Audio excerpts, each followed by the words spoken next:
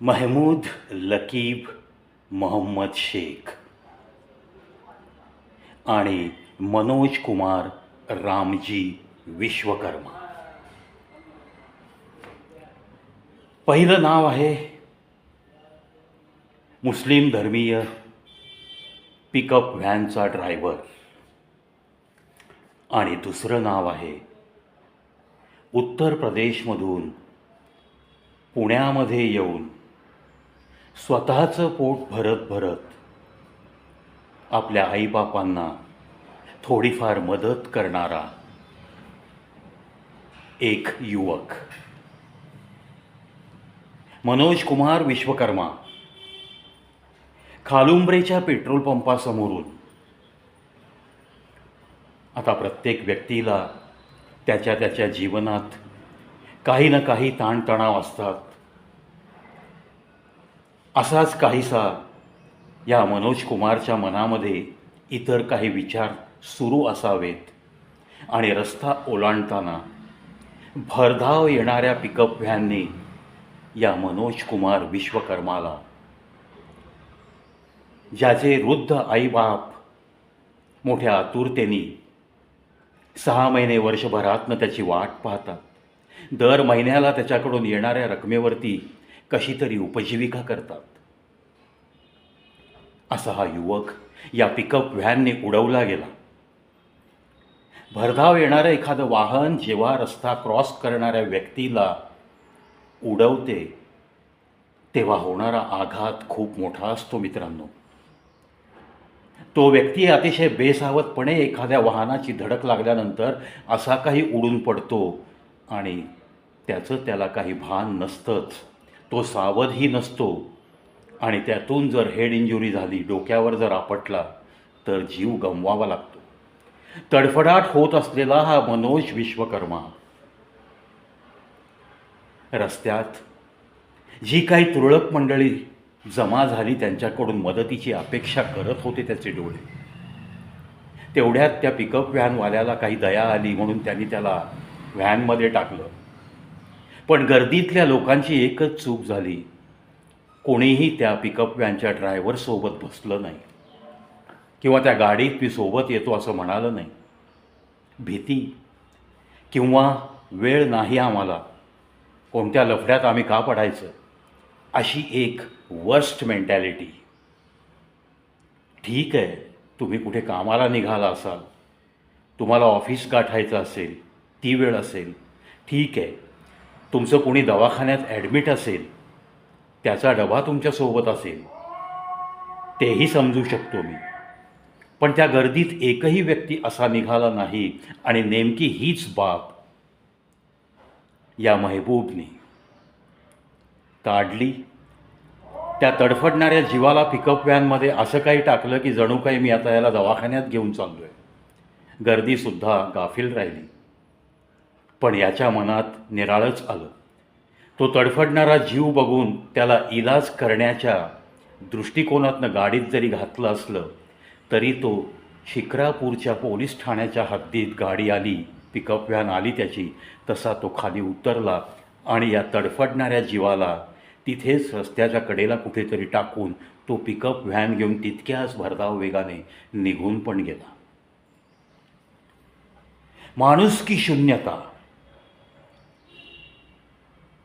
तो ड्रायव्हर, त्याची ही जबाबदारी आहे. स्वतःच्या गाडीने जर एखाद्याचा अपघात झाला तर पळून जायचं नाही आहे.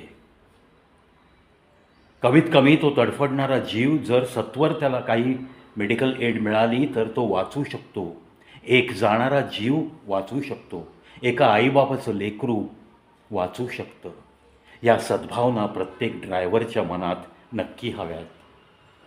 आज व्हिडिओ बनवण्याचं ही पळून जाण्याची जी घटना जी समजली त्यानंतर हा व्हिडिओ बनवावासा वाटणं, याच्यासाठी मी पण यातून गेलो आहे. माझ्या वडिलांना, ज्यांनी आपल्या इंडियन आर्मीसाठी भरघोस योगदान दिलं, आपल्या तारुण्याची अनमोल वर्ष त्यांनी या तिरंग्यासाठी बहाल केलेली व्यक्ती, रोज संध्याकाळी घरातून फेरफटका मारायला म्हणून जायचे, वॉकिंगसाठी जायचे आणि त्यांना 80 वर्षापर्यंत कधीही त्यांना फ्रॅक्चर झालं नव्हतं. पण एका स्त्रीने, एका खूप स्वतःला मोठी आणि सुशिक्षित समजणारी, स्वतःला खूप सुंदरतेची मलिका समजणारी अशा एका स्त्रीने पाठीमागून येऊन माझ्या वडिलांना जोराची धडक दिली.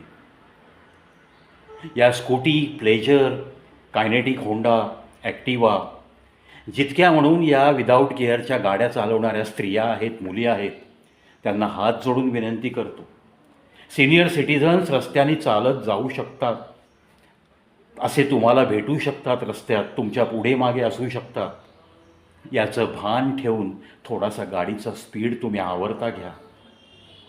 तुम्हाला कुठे जायचं असेल तर घरातून वेल इन ॲडव्हान्स 15-20 मिनटं, अर्धा तास आधी निघा, जेणेकरून तुमच्या इच्छित स्थळापर्यंत तुम्ही मॉडरेट स्पीडमध्ये गाडी चालवत पोहोचू शका. आज ह्या पिकअप व्हॅनवाल्यांनी मला ही आठवण करून दिली. मी सुद्धा परगावी होतो, घरात माझी वृद्ध आई एकटी होती आणि अशा परिस्थितीत रस्त्यात माझा हा आर्मीचा बाप आयुष्यातलं पहिलं फ्रॅक्चर झेलत विव्हळत पडला होता. आणि ती स्त्री, अतिशय उर्मट अशी स्त्री, ती रस्त्यातनं पळून गेली होती आणि कोणालाही थांगपत्ता लागू नये अशा रीतीने 2-3 दिवस लपून राहिली होती.